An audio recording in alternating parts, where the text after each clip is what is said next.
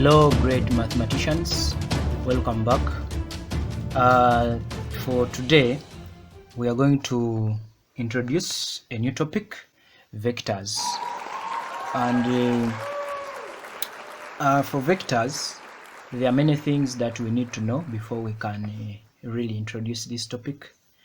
For you to be able to understand this topic very well that we are going to be looking at, I would request that you know the definition of vectors, and another thing you should know about is the three-dimension plane, that is the XYZ plane, and from there you should know about the I, J, K notation.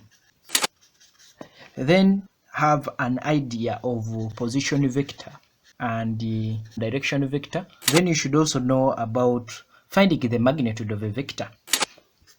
Then you also need to know about the dot product.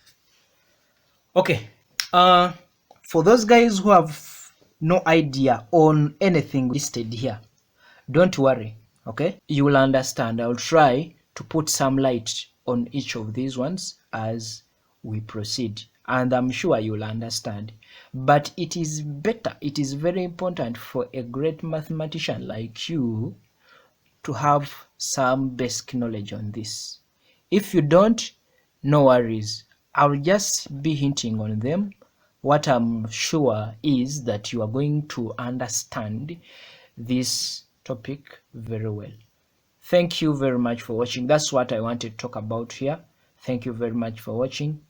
If you have really enjoyed this video, subscribe, hit notification, let me know in the comments, and maybe if there is something you feel like I should talk about, please come up and we look at that. Okay, thank you very much for watching. Let's catch up in our lesson 1 on vectors.